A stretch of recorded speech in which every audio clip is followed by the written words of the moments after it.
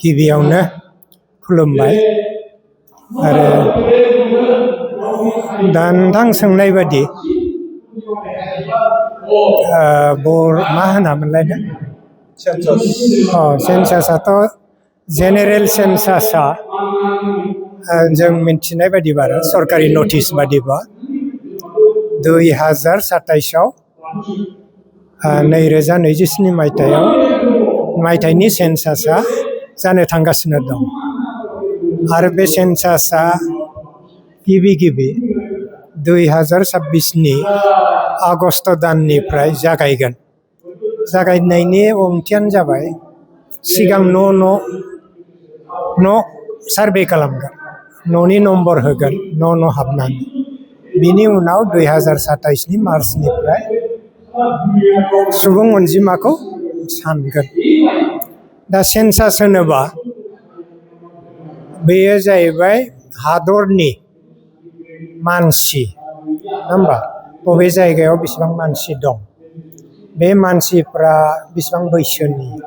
नङा होमबा? बे मानसिफ्रा मा मावनानै जायो, बिसोरनि स्टेन्डार्ड अफ लिभिंआ माबायदि, बिसोरो मा रायलायो, मा मावनो गोनां दं, बायसेट्रा डाटा बेफोरखौ लानानै साननाय जायो। दा गिबियावनो भारतआव 1881 मायथाइयाव सेन्सासखौ ब्रिटिशनि आमोलाव सानजेनदोंमोन।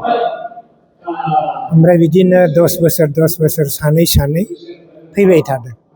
ओमफ्राय भारतआ उदांस्रि जानायनि उनाव 1951 मायथाइयाव सानजेनदों उदां भारतआ। दा बे 51 मायथाइनिफ्राय सानै फैनानै जे थांनाय 2021 मायथाइयाव साननो गोनांमोन, नाथाय बेवहाय COVID-19नि थाखाय बेयो दोनथ'जादों। दा बेखौनो जेर हमनानै फैगौ 2027 मायथाइयाव बे जेनेरेल सेन्सासखौ सानगोन। दा बे जेनेरेल सेन्सास साननायाव जिहेथु बबे जायगायाव बबे मानसि थायो, मा हारिनि मानसि थायो, मा रावनि मानसि थायो, आरो बे मानसिफ्रा मा मावो दाङो जायो, बिसोरनि आर्थिक अबस्था, शिक्षा दिक्षा साइस्थ' बायदिसिनाजों लोगोसे धोरोम, बिसोर मा धोरोम फालियो, बेनिबो साननाय थागोन। दा ओंखायनो जोङो मिन्थिनो मोननायाव माने बाथौ धोरोमनि बे सेन्सासखौ गिबि 2001 मायथाइयाव सानदोंमोन। दा बे 2001 मायथाइयाव साननाय मथे 3,70,114, थारमाने 3,70,114 जन मोनदोंमोन बाथौसाफोरखौ दुलाराय भारत हादराव। माने भारत हादराव गोबां रायजो दं, बे रायजोनि मादाव 14था रायजो, 14 स्टेट बे कभार जानाय आरो। दा बे कभार जानाया जेनेबा बबेबा जायगायाव गैयाबाबो बे साख्रि मावनो थाहैनाय, बा फालांगि मावनो थाहैनाय, बिसोरबो बिसोरनि हिसाबखौ होनानै बेसेबां जादों। ओमफ्राय 2011 मायथाइयाव आरो सानबावदों। दा बे साननायाव नाथाय जोंना बाथौनि अनजिमाया खमायदों। खमायनो थाखाय बेयो खमायदों बेसेबां, बे समनि साननाया जादोंमोन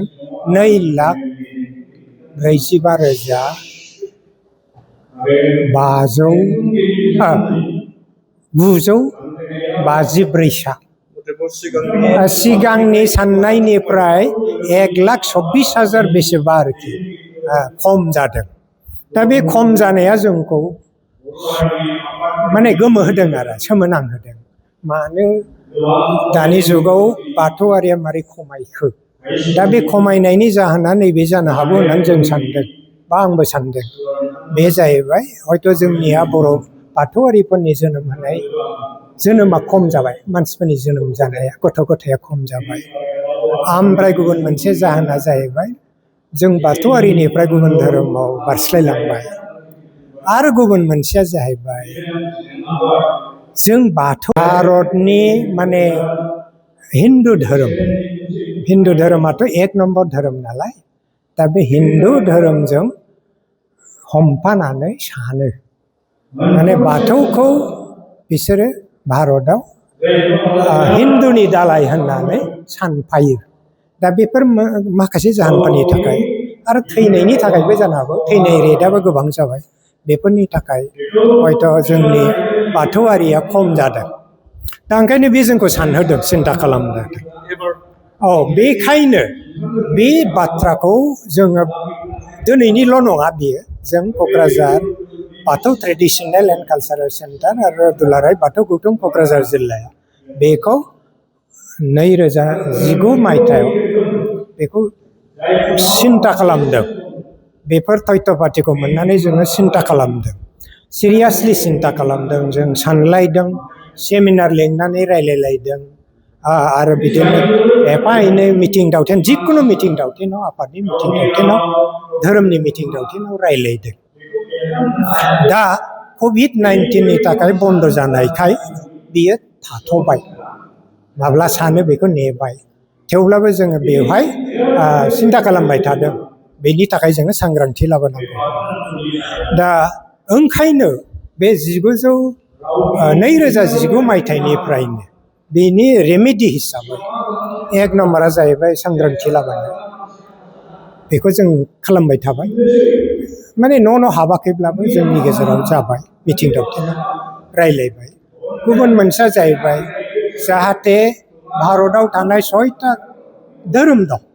नङा होमबा एक नम्बरा जाबाय हिन्दु मुसलमान ख्रिस्टियान जैन बुद्ध जैन आरो सिख बिसोरो 6टा बिसोर जाहैबाय गाहाय धोरोम बे गाहाय धोरोमफोरखौ भारतनि संबिजितआव गनायदों आरो बिसोरखौ फारि फारियै हिन्दुनिफ्राय एक साननानै फारि फारि 6टासिम मोनसे सेपारेट कलामाव सानदों दानिया बे भारताव थानाय गुबुन गुबुन हारिफोरनि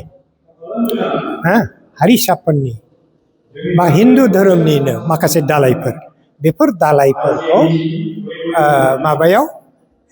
1010 बे क'ड नम्बराव 1,10,000 क'डआव बिसोरो सानदों गावबागाव नाम होनानै बेवहायनो बाथौआबो 110 बे कलामजों सानजादों दहाय आं बुंनाय हिसाबा बे कलामनिफ्राय मोननाय दा ओंखायनो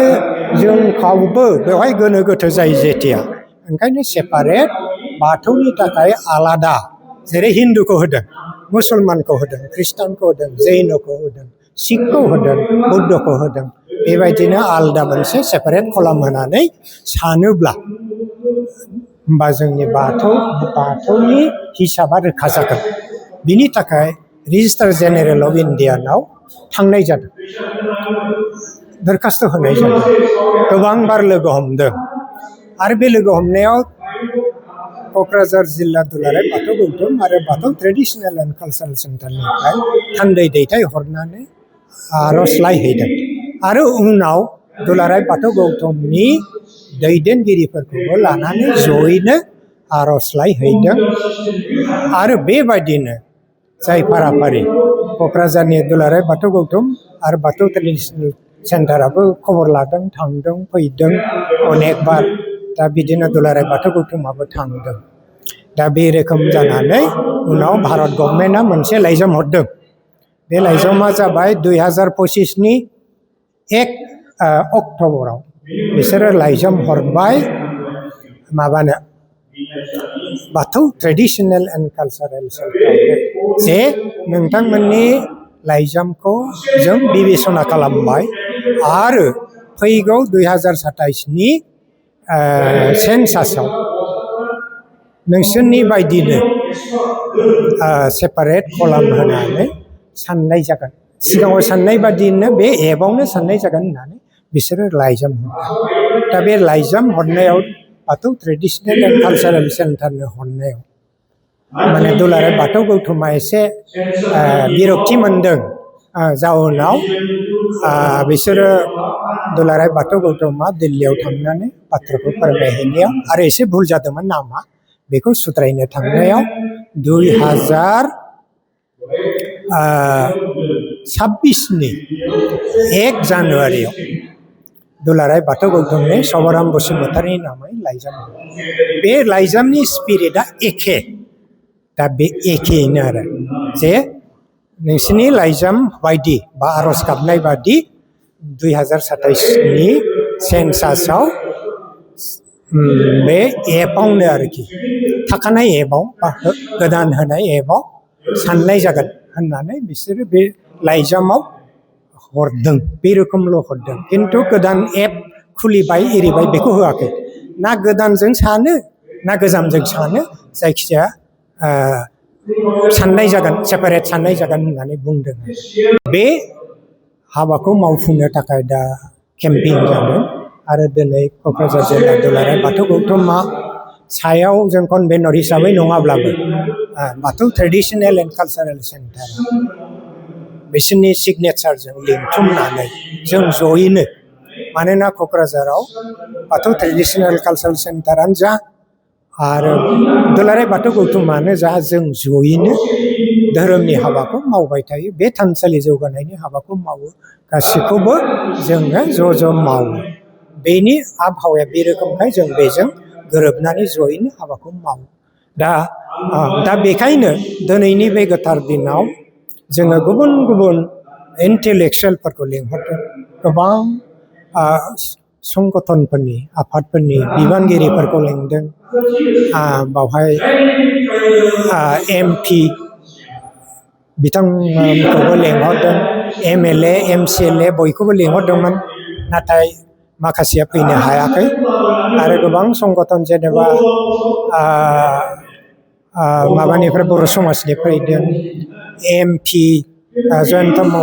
बसुमतारी बे फैनानै थांबाय आरो बेनिफ्राय BPFनि दैदेनगिरिफोर फैनानै थांबाय आरो बेनिफ्राय बारग' MP सानसुमा खुंगुर बिथाङाबो दङ आरो बेनिफ्राय बिदिनो गोबांथार बे ओनसोलनि बे माबाफ्रा फसंथान राजखान्थि आरो राजखान्थियारि नङै फसंथाननि दैदेनगिरिफ्रा फैदों ओमफ्राय गुबुन गुबुन धोरोम दालाइ आफाद बिसोरबो नुजाफैदों दा बे जेरै दा गुदि बाथौनि मानसिफ्राबो नुजाफैदों दा बिसोरनि गेजेराव जों ज' सावरायलायनानै मोनसे गरन्थआव फैगोन बेखौ मिजिंथिदों दा आसा खालामदों बे रायलायनायनि गेजेरजों बे जोङो सांग्रांथिखौ होनो हागोन आरो जोङो एइबाराव जाहाथे बाथौ धोरोमनि साननाया रोखा जायो जेबो गोरोन्थि जाया थारमाने जोंनि बाथौआरिफ्रा जाहाथे गावखौ बाथौ होननानै सिनायथि होननानैनो सानो जिखि दालायाव थाया मानो बर'नि गेजेरावथ' गोबां गुबुन गुबुन धोरोमनि मानसि दं नाथाय जोङो गुबुन धोरोमाव थांनाय जेनेबा हिन्दुआव थांनाय एबा ख्रिस्टानाव थांनाय गुबुन गुबुन धोरोमाव थांनायखौ जोङो जबरदस्ति खालामाखै माने गुबुन गुबुन जायफ्रा बाथौ होननानै गावखौ परिचय होयो बाथौ होननानै लायो बेफोरबायदि दालाइ बाथौफोरखौल' जोङो खावलायदों आरो जुदि गुबुन गुबुन धोरोमनि मानसिफ्राबो जुदि अननाय दङबा गावनि गुदि धोरोम होननानै साननाय दङब्ला अनसायनाय दङब्ला बिथांमोनाबो मदद होनो हागोन ओंखायनो जों खावलायदों जाहाथे जोङो जोंनि गेजेरावल' नङाबालानो गुबुन गुबुन धोरोमनि गेजेराव गुबुन गुबुन हारिनि गेजेराव आरो लोगोसे बे जायफ्रा सेन्सास खालामगोन बे सेन्सास खालामग्रा सुबुंफोरखौबो सोद्रोमाफोरखौबो बिबानगिरिफोरखौबो लिंहरदोंमोन दा बेवहाय बिथांमोना फैजोबनो हायाखिसै दा बिथांमोनखौबो जाहाथे एइबाराव जाय बाथौ माने आवगायनि समफ्राव जाहाथे मेनुपुलेट जानाय बादि जों मोनदोंसो आरो साननानै नायदों मेनुपुलेट जादोंदां बेखायनो बाथौआ मारै